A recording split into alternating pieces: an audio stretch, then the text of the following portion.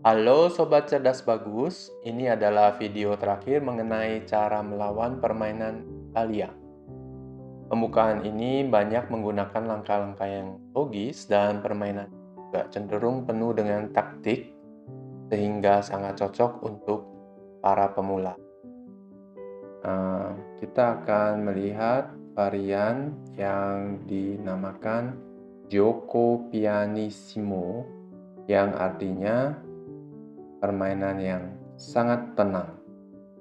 Sebelumnya kita sudah melihat di mana putih langsung melakukan langkah D4 menyerang pion E5 dan gajah C5 dan membiarkan pion E4-nya diserang oleh kuda F6.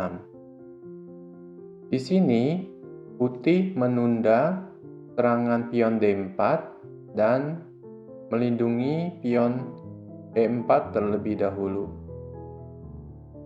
Posisi ini juga dapat dicapai dengan urutan langkah yang berbeda. Misalnya, di sini putih memainkan D3 terlebih dahulu, kemudian kita memainkan kuda F6 dan pion C3. Maka kita akan sampai pada posisi yang sama. Atau bisa juga melalui varian dua kuda, pertahanan dua kuda. Kuda F6, misalnya putih tidak mau melakukan serangan kuda ke G5, putih bisa melangkah D3, kemudian hitam gajah C5, pion C3. Oke, kita kembali ke varian yang sama. Dalam varian ini, urutan langkah tidak penting. Yang penting adalah mengetahui apa ide dari putih dan bagaimana cara hitam membalas rencana putih tersebut.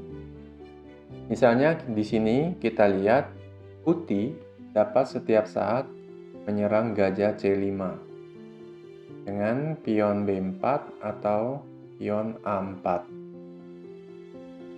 Bila hitam ingin mengantisipasi rencana tersebut, maka hitam menjalankan A6 atau pion A5, sehingga hitam dapat menyembunyikan gajahnya di A7. Setelah hitam rokade, tentu putih juga dapat melakukan pin terhadap kuda F6. Jadi, apa yang harus dilakukan hitam sekarang? Apakah melakukan langkah menunggu, wait and see, bisa juga rokade sambil menunggu, atau langsung melakukan langkah antisipasi, misalnya A6, melindungi petak G5 yang sering digunakan oleh kuda atau gajah untuk menyerang hitam. Atau bisa juga A6 atau A5, antisipasi gajah diserang oleh pion putih. Kemudian untuk rencana jangka panjangnya juga ada dua. Bagi putih adalah misalnya rokade, kemudian memasukkan benteng ke lajur E, melindungi pion E4 agar dapat memajukan pion ke D4. Di sini kuda B1 tidak dapat maju ke petak C3, maka kuda putih bisa dimajukan ke D2 untuk melindungi pion E4 juga, atau dipindahkan ke G3 untuk kemudian menduduki atau menyerang petak F5. Di sisi hitam, kalau bisa hitam tentunya ingin menukarkan kuda F6 dengan gajah C4, namun tidak mudah karena setelah kuda A5, pion E5 ini tidak ada yang jaga. Kemudian juga putih bisa bermanuver gajah B5, A4, dan selanjutnya lari ke C2. Atau sebelum kuda ke A5, putih juga bisa memundurkan gajahnya ke B3. Hitam mempunyai rencana jangka panjang lainnya, yaitu memindahkan kuda ke G6. Kemudian menguasai petak F4. Di sini hitam tentunya perlu hati-hati sewaktu memindahkan kuda ke E7. Karena bila ada gajah di G5 atau di H4, dan tentunya karena ini rencana jangka panjang, kemungkinan saat itu raja sudah rokade ya, dan gajah dapat menangkap kuda. Kemudian karena ada kuda di E7, kita tidak dapat menangkap dengan menteri, sehingga harus menangkap dengan pion, yang menyebabkan lajur G menjadi terbuka. Seperti yang sudah saya bilang, urutan langkah adalah tidak penting apakah kita D6 dulu, rokade dulu, A6, ataupun A6 atau A5, tidak masalah. Yang penting kita mengerti apa rencana putih dan apa rencana hitam.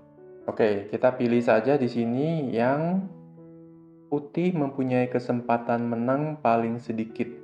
Ini 16%. Ya, kita pilih angka A5.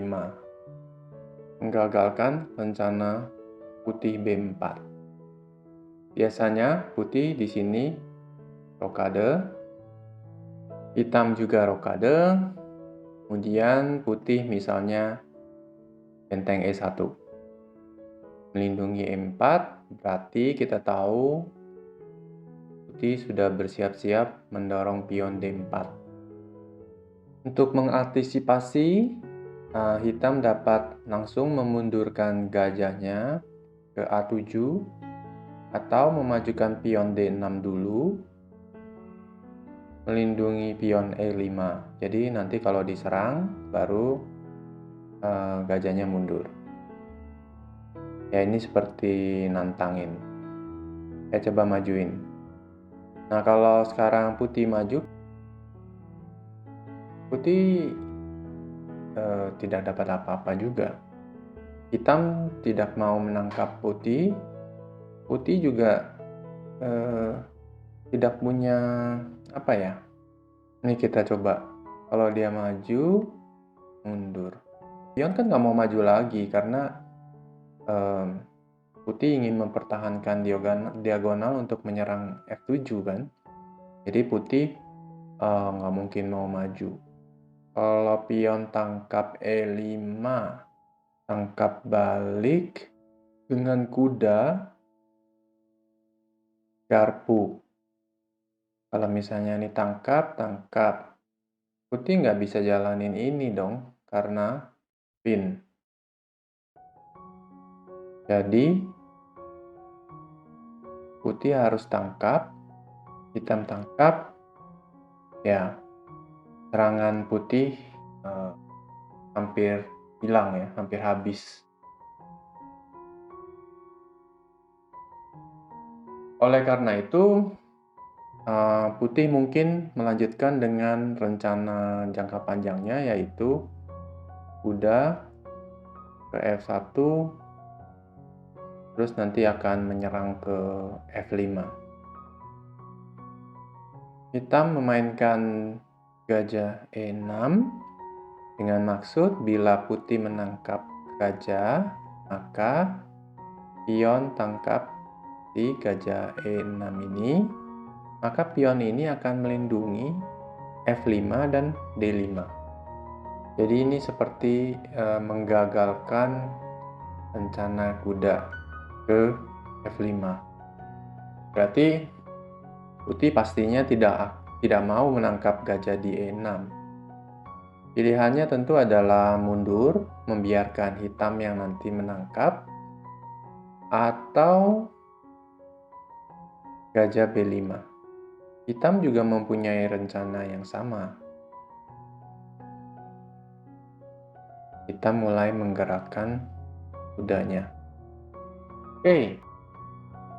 Karena sekarang kuda sudah tidak memantau petak D4, maka putih bisa nih nyerang. Oke, gajah kita mundurkan. Putih lanjut, hitam juga. Dan kita usir gajah di B5. Ya, sekarang pilihannya mundur ke A4 atau D3, E2, F1. Ya, ada beberapa pilihan untuk gajah putih ini. Misal gajah ke D3, hitam, B4, pin, usir gajah, tangkap, tangkap pion D4, pion tangkap pion, gajah tangkap pion. Sampai di sini hitam unggul 1 pion. Ya, seperti yang sudah dicontohkan di sini, kalian dapat melihat bahwa dalam Gioco Pianissimo ini yang lebih penting adalah kita dapat menebak apa rencana dari lawan. Dan kita antisipasi sebelum langkah lawan terjadi. Kita sudah melihat banyak sekali variasi dalam permainan Italia dan masih banyak variasi yang tidak saya bahas di sini. Tapi bila hitam tidak mau pusing dengan pertahanan 2 kuda ataupun variasi utama di sini yang bisa menjurus ke banyak variasi lainnya, hitam dapat bermain gajah E7 yang disebut sebagai pertahanan Hongaria. Pertahanan ini sifatnya sangat pasif dan intinya hitam berusaha menghindari variasi yang rumit dari permainan Italia dan hitam hanya ingin bermain catur yang gampang-gampang aja. Langkah terbaik untuk putih di sini adalah D4. Namun, bila hitam menangkap pion ini, maka permainan akan berubah menjadi gambit Skotlandia. Jadi, bila putih belum hafal dengan pembukaan gambit Skotlandia, maka putih bisa saja bermain aman dengan melakukan rokade, lalu dilanjutkan dengan kuda F6, pion D6, lindungi pion E5, rokade. Ya, jadi sama-sama aman, putih aman, hitam aman, dan permainan akan berlanjut dengan damai.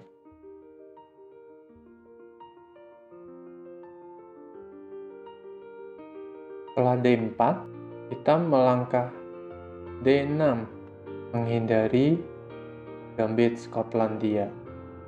Bila kalian tangkap pion ini kalian akan lihat Scots game, permainan Skotlandia, pertahanan B5. Bila kalian sudah tahu pertahanan B5, tentu kalian boleh langkah seperti ini. Bila belum, baiknya D6 saja. Setelah pion D menangkap pion E5, pion tangkap pion, menteri tangkap menteri, gajah tangkap menteri. Putih sedikit lebih unggul karena sudah mengeluarkan 2 perwira, sedangkan hitam baru 1 perwira. Dan di langkah berikutnya, gajah atau kuda, maka putih sudah mengembangkan 3 perwiranya. Ya, jadi di sini putih unggul dalam perkembangan perwira. Hanya kalau kita lanjutkan permainan ini, kuda ingin mengancam seperti ini. Namun selama masih ada gajah di D8, tentu putih belum bisa menangkap pion C7. Atau bisa juga mengancam ke D5. Kita tangkis dengan kuda. Kemudian lanjut mengembangkan perwira. Hitam memindahkan gajahnya ke posisi yang lebih strategis. Sudah menyerang C7, gajah D6 mempertahankan, pion C7. Ini putih dapat menangkap gajah hitam tiap saat. Putih rokade panjang untuk menambah tekanan terhadap gajah D6. Ya, hitam terpaksa menjaga gajah dengan raja. Kemudian yang akan hitam lakukan berikutnya adalah menukarkan gajah petak terangnya dengan putih. Tentu ditangkap dengan raja ya. Bila kita cek dengan engine, terlihat di sini putih unggul 0,6. Dan untuk level pemula sampai level menengah 0,6 itu mungkin masih boleh dibilang imbang. Oke, terima kasih sudah menonton video ini sampai selesai. Semoga dengan pembahasan mengenai permainan Italia ini, kalian akan mendapatkan gambaran bagaimana cara melawan pembukaan Italia. Sampai jumpa di video berikutnya, tetap dengan tema bagaimana cara menghadapi pembukaan catur tertentu, misalnya Spanyol, Sisilia, Karokan, dan sebagainya. Oke, sampai jumpa. Bye-bye.